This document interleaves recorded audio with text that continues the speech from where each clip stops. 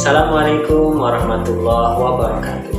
Perkenalkan, nama saya Islahuddin SPDI. Saya mengajar di SMK Negeri 6 Dumai. Dan saya juga menjadi salah satu mahasiswa PPG dalam jabatan di UIN Suska Riau. Pada kali ini, saya akan menampilkan hasil peer teaching saya, yaitu RPP, bahan ajar, media pembelajaran, LKPD, dan evaluasi. Selamat menyaksikan. Assalamualaikum warahmatullahi wabarakatuh. Bagaimana kabar anak-anak semuanya? Bapak lihat semua dalam keadaan sehat walafiat ya. Sebelum kita mulai pembelajaran kita pada pagi ini, mari sama-sama kita berdoa yang akan dipimpin oleh ketua kelas kita, Abrar Jalil. Kepada Abrar Jalil, dipersilakan doa.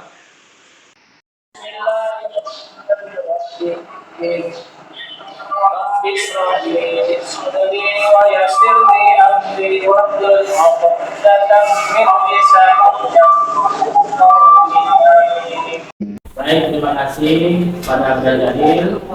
Semoga kegiatan kita berjalan dengan lancar. Sebelum Bapak lanjutkan, Bapak absen terlebih dahulu ya. Rita, hadir.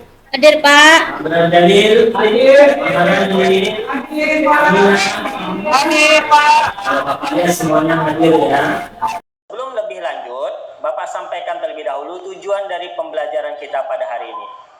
Apa harapannya setelah mempelajari materi ini? Maka Ananda diharapkan mampu menganalisis ketentuan khutbah.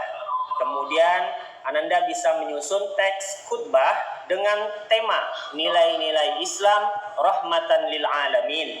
Kemudian Ananda diharapkan mampu untuk menerapkan ketentuan khutbah dalam kehidupan sehari-hari serta membiasakan sikap untuk menebar Islam rahmatan lil alamin.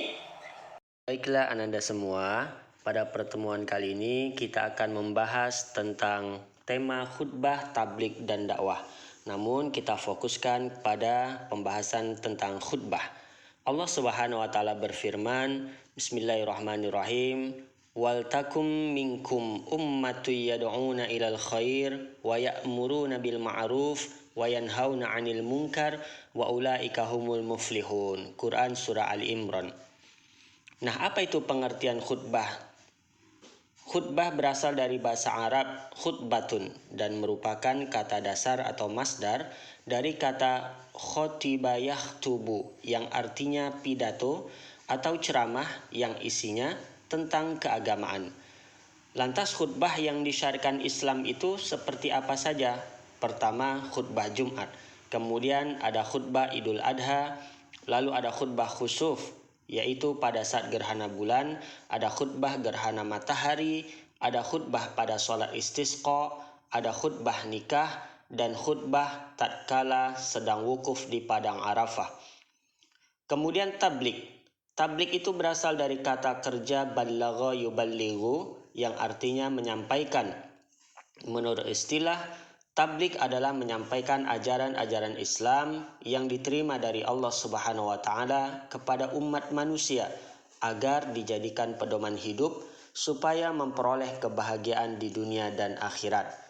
Nah, orang yang bertabligh itu disebut dengan muballigh kalau dia laki-laki dan muballighah jika dia seorang perempuan. Kemudian dakwah. Dakwah itu secara bahasa berasal dari kata masdar yaitu da'a yada'u yang artinya memanggil, menyeru atau menjenguk. Orang yang menyampaikan dakwah itu disebut dengan da'i. Selanjutnya, ketentuan khutbah. Syarat-syarat dua khutbah. Pertama, khotib hendaknya suci dari hadas dan najis. Kedua, khutbah dilaksanakan setelah matahari tergelincir, yaitu masuk waktu zuhur. Ketiga, ketika khutbah, hendaknya khotib berdiri jika mampu. 4. Khotib hendaknya duduk di antara dua khutbah.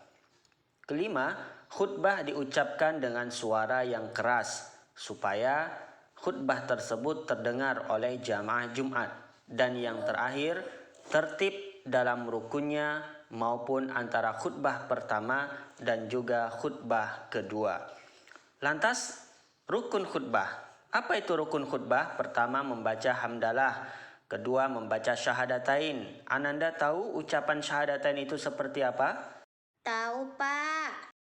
Asyhadu an la ilaha illallah wa asyhadu anna Muhammadar Rasulullah. Ya, bagus Rita. Kemudian membaca sholawat kepada Nabi Muhammad, lalu berwasiat atau memberi nasihat tentang takwa. Kemudian membaca ayat Al-Quran pada salah satu dari dua khutbah. Yang terakhir, berdoa pada khutbah kedua agar kaum muslimin memperoleh ampunan, dosa, dan rahmat dari Allah Subhanahu wa Ta'ala. Perbedaan khutbah Jumat dan dakwah. Waktu pelaksanaannya sesuai syarak. Waktu pelaksanaan khutbah Jumat itu dilaksanakan kapan saja, yaitu sesudah matahari tergelincir, ya tepatnya masuk waktu zuhur. Khutbah Jumat harus laki-laki. Khotib dalam melaksanakan khutbah harus bebas dari hadas dan najis. Para pendengar khutbah Jumat biasanya terdiri dari laki-laki, sedangkan pendengar dakwah bisa dari kaum perempuan dan juga laki-laki.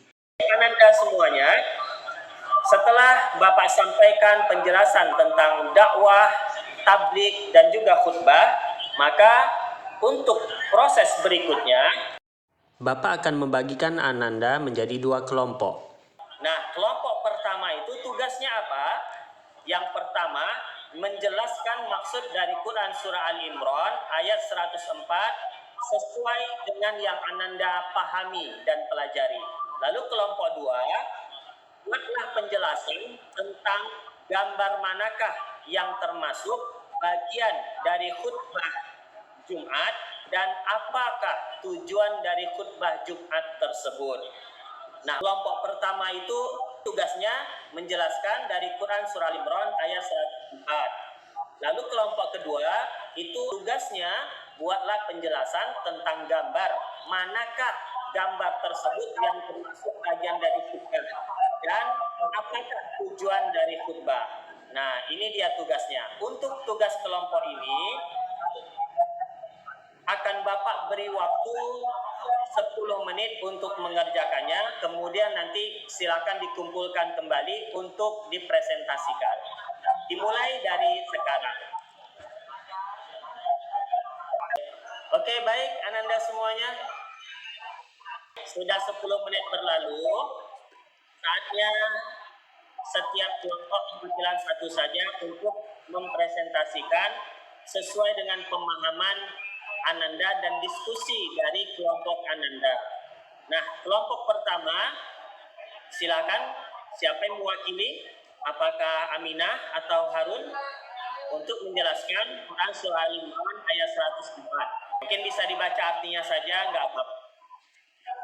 Ya, Ibu Aminah ya Aminah, silakan Aminah. Masya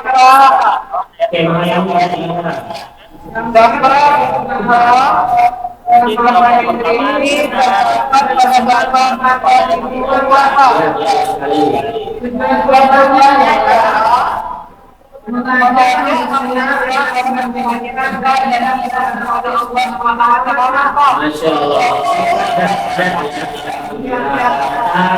Semua sudah memahami maksud dan tujuan dari khutbah serta ayat-ayat Al-Quran itu sendiri. Jadi kita lanjut kepada kegiatan berikutnya.